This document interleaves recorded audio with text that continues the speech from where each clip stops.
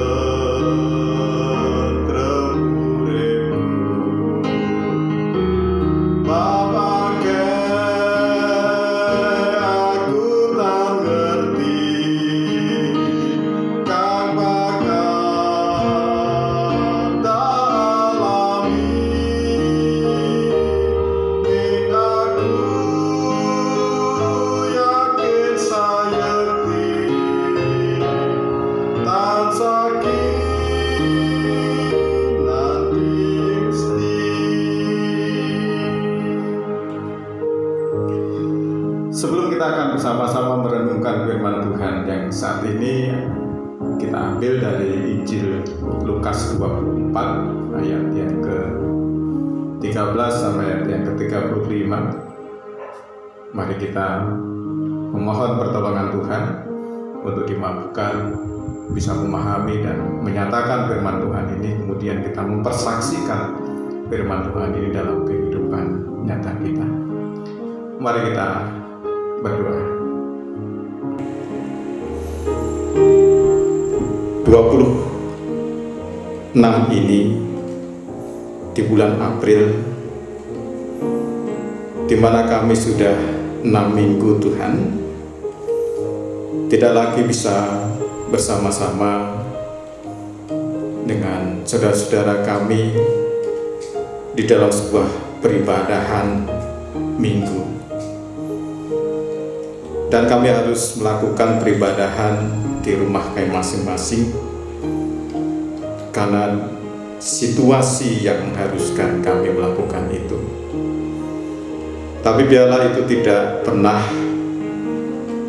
membuat kami kecil hati, terlebih kehilangan keyakinan dan kepercayaan kepada Engkau. Tetapi biarlah saat-saat ini justru membentuk kami. Dan sebentar lagi biarlah firman-Mu yang akan kami baca, kami renungkan, itu juga membentuk kami untuk bisa kami persaksikan dalam nyata hidup kami. Engkau sendiri yang berfirman kepada kami, Allah. Di dalam Tuhan Yesus Kristus kami berdoa. Amin. Ya, saudara-saudara yang terkasih dalam Tuhan Yesus Kristus, Lukas 24 ayatnya 13 sampai ayat 35, tetapi saya tidak akan bacakan keseluruhan ayat ini.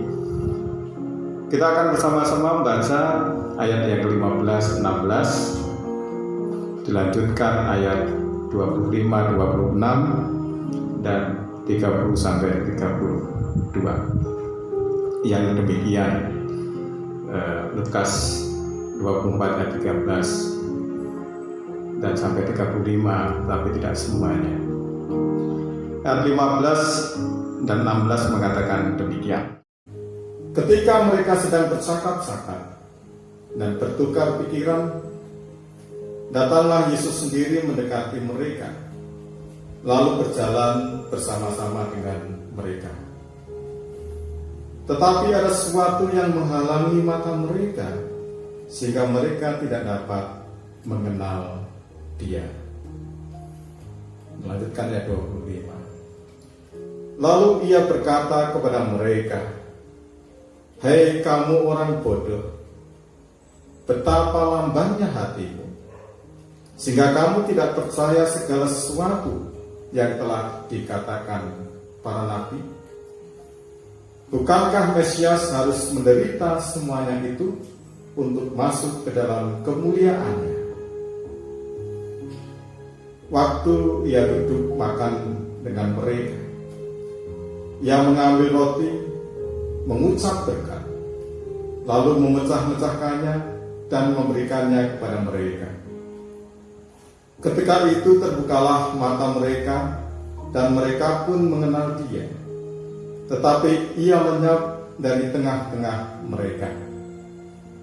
Kata mereka seorang kepada yang lain, "Bukankah hati kita bergobar-gobar ketika Ia berbicara dengan kita di tengah jalan, dan ketika Ia menerangkan kitab suci kepada kita?" Ya, berbahagia kita semuanya yang telah bersama-sama membaca, mendengar, dan tentunya ingin memelihara firman Tuhan ini dalam kehidupan nyata kita. Haleluya. Ya, dibangkitkan untuk berkarya, itulah tema permenungan dalam peribadahan kita saat ini. Jemaat yang terkasih dan mengasihi Tuhan Yesus Kristus, sebagai orang yang percaya kepada Tuhan Yesus Kristus, atau bisa kita katakan sebagai orang Kristen, siapa yang tidak menginginkan bahwa imannya itu selalu bertumbuh? Tentunya kita semua ingin agar iman kita bertumbuh. Pertanyaannya adalah, dari mana pertumbuhan iman itu diperoleh? Banyak orang akan mengatakan bahwa saya bisa bertumbuh imanku ketika aku senantiasa belajar dan mempelajari kitab suci. Kita ingat mulai dari anak-anak itu sudah diajarkan demikian. Ada sebuah lagu anak-anak yang kata-katanya, "Baca kitab suci, doa tiap hari kalau mau tumbuh." Ya, baca kitab suci, doa tiap hari kalau mau tumbuh. Dari penggalan kalimat ini ada sebuah kerinduan dari kita semuanya, mulai anak-anak itu sudah ditanamkan bagaimana mereka, anak-anak itu memiliki iman yang bertumbuh ketika mereka rajin belajar atau membaca kitab suci. Kalau di antara para pemuda, remaja, dewasa di Yosua, melalui PPA, melalui persekutuan doa, melalui Bidstone, melalui khotbah, atau melalui camp, dan banyak lagi hal yang dilakukan, sehingga melalui hal-hal itu diharapkan para pengikut Kristus imannya bertumbuh. Tapi sekarang otokritik kepada diri kita. Apakah benar kalau melalui pengetahuan akan firman Tuhan, belajar terus kitab suci, itu otomatis akan membuat iman kita bertumbuh. Kalau pertanyaan itu dilontarkan kepada Anda semuanya, apa jawab saudara? Kalau saya boleh menjawab, saya mengatakan ya belum tentu. Karena memungkinkan bahwa setiap orang yang mempunyai pengetahuan akan kitab suci, atau dalam bahasa Jawa ngloto, wapal kitab suci, itu belum tentu memiliki pengalaman yang pribadi mengenai apa yang mereka pelajari, yaitu kitab suci di dalam kehidupannya. Sehingga walaupun mereka bisa dikatakan ngloto di dalam kitab suci, hidup mereka masih dipenuhi dengan pertengkaran, adanya perselisihan, perpecahan. Dan itu dialami oleh mereka yang sekali lagi saya mengatakan mereka yang ngotot atau begitu hafal kitab suci. Nah, bacaan kita saat ini yang menceritakan bagaimana dua murid Tuhan Yesus Kristus yang sedang berjalan meninggalkan Yerusalem menuju Emmaus. Di dalam percakapan di jalan mereka sedang mempercakapkan berita tentang Tuhan Yesus yang sudah mati, dan katanya menurut berita yang mereka dengar bahwa Yesus itu sudah bangkit. Bahkan mereka sendiri juga sudah mendengar persaksian dari para wanita, tetapi mereka tidak mempercayai hal itu. Karena kita tahu kesaksian dari wanita yang dikatakan sebagai kelas 2 saat itu tidak ada manfaatnya. Dan yang tentunya adalah karena mereka juga belum mengalami perjumpaan dengan Sang Firman atau dengan Yesus itu sendiri, sehingga mereka belum percaya. Dan ketika Tuhan Yesus menjumpai mereka, mereka pun tidak mengenal Yesus. Di dalam bacaan kita tadi dikatakan bahwa ada sesuatu yang menghalang-halangi mereka untuk bisa mengenal Yesus. Apa yang menghalangi mereka? Tidak lain adalah kesedihan, kekecewaan yang mereka alami. Sehingga jemaat yang terkasih dalam Tuhan Yesus Kristus, di dalam percakapan di jalan antara Yesus dengan dua muridnya, Yesus sampai menegur kepada mereka bahwa mereka itu disebut oleh Yesus adalah orang-orang yang bodoh. Dalam artian mereka tidak memiliki hikmat, kurang peka, lamban mengerti. Tetapi ketika mereka berjalan terus bersama Yesus, akhirnya mereka mulai dibukakan, mulai mengerti, mulai memahami tentang konsep Mesias menurut Yesus, bukan menurut pemikiran mereka. Lebih-lebih ketika Yesus mau singgah bermalam dengan mereka, dan akhirnya ketika Yesus duduk makan bersama-sama mereka, memecah-mecah roti, mengucap syukur, seperti halnya ketika Tuhan Yesus memberi makan 5.000 orang, hati mereka tersentuh. Mata iman mereka terbuka. Mereka kemudian menyadari bahwa teman seperjalanan mereka adalah Yesus yang telah bangkit itu. Akhirnya perjumpaan dengan Yesus yang bangkit itu telah menggantikan hati mereka yang semula berduka, hati mereka yang semula kecewa, digantikan hati yang berkobar-kobar, yang kemudian mereka melanjutkan persaksian kepada orang lain. Sebuah pembelajaran yang mengajarkan pada orang-orang untuk tidak hanya melihat apa yang terjadi dari kacamata jasmani, saja, tetapi juga melalui mata iman. Nah, aplikasi untuk kita saat ini, hampir semua orang, kita juga orang Kristen, baik mereka yang dikatakan sebagai orang-orang yang rajin baca kitab suci, doa tiap hari, mereka yang sudah cukup senang dengan hanya sebutan sebagai orang Kristen, atau mereka yang memang bersungguh-sungguh ingin memiliki karakter Kristus, sedang diproses pertumbuhan iman kita. Seperti kita berada di dalam kawah Condro Timurko. Saat ini situasi menyedihkan. Ada kekhawatiran, ada ketakutan, bahkan sampai kekecewaan.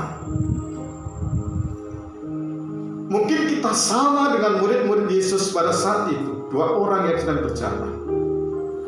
Mereka hanya berjalan bersama dengan perasaan-perasaan mereka, kekecewaan mereka, kesedihan mereka, sehingga itu menutupi mata iman mereka untuk bisa mengenali Yesus. Ataukah kita sedang berjalan dengan perasaan-perasaan itu, tetapi ada sebuah kesadaran bahwa Yesus yang sudah bangkit itu juga saat ini berjalan bersama dengan kita? Apakah perasaan-perasaan itu menutup mata iman kita untuk menyadari bahwa Yesus berjalan bersama kita? Nah, mari kita renungkan. Mari kita melihat situasi yang sedang terjadi saat ini, tidak hanya menurut mata jasmani kita, tetapi juga melalui mata iman kita. Kita takut. Iya, saat ini semua orang mengalami ketakutan.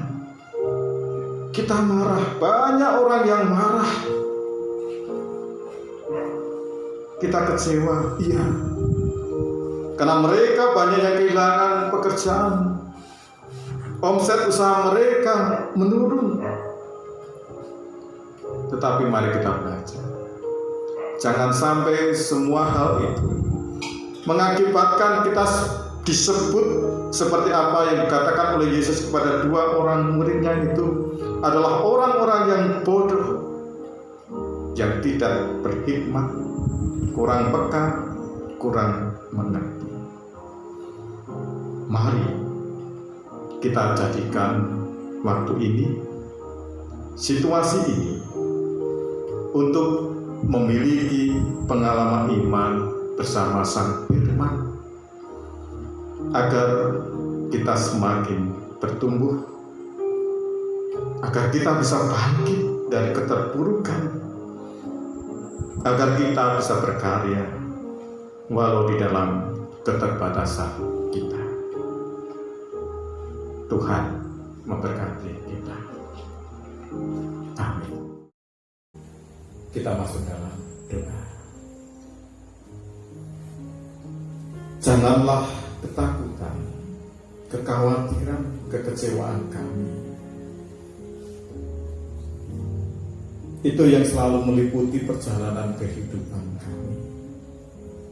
Tetapi biarlah hal itu memang tidak bisa terlepas dari kami. Tetapi di dalam perjalanan bersama dengan kekecewaan, kekhawatiran, ketakutan itu, kami juga menyadari bahwa Engkau yang sudah bangkit itu saat ini juga berjalan bersama dengan kami. Jadikan Tuhan kami anak-anak-Mu yang dengan peristiwa saat ini kami semakin Tuhan bentuk, iman kami semakin bisa bertumbuh. Ini adalah waktu di mana kami bisa memiliki pengalaman iman secara pribadi. Tidak hanya melalui apa yang kami baca dan dengar, tapi apa yang memang benar-benar nyata kami lakukan di dalam kehidupan kami. tentunya ketika kami menyadari seperti dua murid itu yang akhirnya menyadari bahwa yang berjalan bersama dengan dia adalah Yesus yang bangkit. Kami senantiasa menyadari itu sehingga hati kami, jiwa kami, iman kami senantiasa berkobar-kobar walau di dalam kedukaan, kekecewaan kami. Mampukan kami Tuhan. Amin. Dan kita akhiri dengan bersama-sama kita akan menerima berkat dari Tuhan. Kita terima berkat dari Tuhan. Gusti Allah petuing sedaya berkah lan kegiatan. Badhe jangkepi lan nyantosaaken panjenengan ing sak lebetipun kita lelumban gesang ing jagat menika. Kan kegiatan saha panguwaosing katresnanipun Gusti Allah ing saklebeting asmanipun Sang Rama, Sang Putra lan Sang Roh Suci. Amin.